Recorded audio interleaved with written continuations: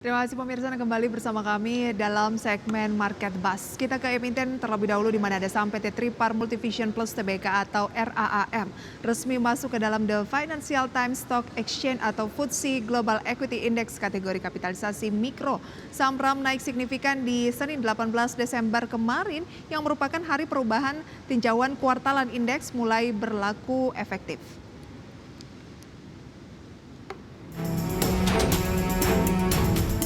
Saham PT Tripar Multivision Plus Tbk atau RAM resmi masuk ke dalam The Financial Times Stock Exchange atau FTSE Global Equity Index kategori kapitalisasi mikro. Perubahan tinjauan kuartalan indeks berlaku efektif di Senin 18 Desember 2023. Sebagai informasi, FTSE adalah salah satu dari indeks global terbesar di dunia yang menjadi tolak ukur yang inovatif bagi para investor di seluruh dunia. Saham yang memenuhi kriteria untuk masuk ke dalam indeks FTSE memiliki fundamental dan likuiditas yang baik. Merujuk keterbukaan informasi Bursa Efek Indonesia, RAM sebagai salah satu rumah produksi terbesar perfilman Indonesia berhasil membukukan laba bersih Rp51 miliar di akhir kuartal 3 2023. Manajemen RAM optimis laba bersih untuk tahun buku 2023 dapat terus bertumbuh mencapai Rp100 miliar. Seiring dengan rilisnya film horor Diambang Kematian yang sudah tembus lebih dari 3,3 juta penonton. Selain penjualan film lewat bioskop, manajemen RAM mencatat pemasukan digital cukup signifikan, sekitar 15% dari total pemasukan di kuartal 3 2023. Selain masuk ke dalam indeks FTSE, saham RAM juga ditetapkan kembali oleh OJK sebagai saham yang memenuhi kriteria efek syariah seperti pada periode sebelumnya. Respon investor cukup positif di perdagangan hari pertama perdagangan yang masuk ke dalam indeks FTSE. Saham RAM melaju kencang dengan penguat di atas 13%, ke level Rp720 per saham.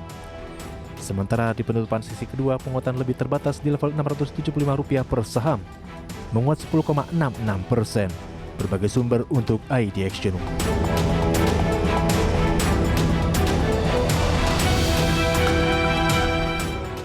Dan di pemirsa di segmen Market Buzz ini juga kami akan hadirkan beberapa agenda ekonomi untuk hari ini 19 Desember 2023 dimulai dari Amerika Serikat, kemudian juga sejumlah agenda lainnya dari sejumlah negara pemirsa ya, dari Jepang terkait dengan pernyataan kebijakan moneter Bank of Japan juga menjadi penantian, dan dari Malaysia dan neraca dagang di bulan November.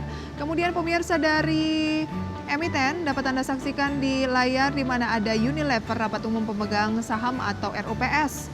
Kemudian juga ada RUPS dari Meta, Bian DPS dividen tunai interim, PTPS DPS dividen tunai interim.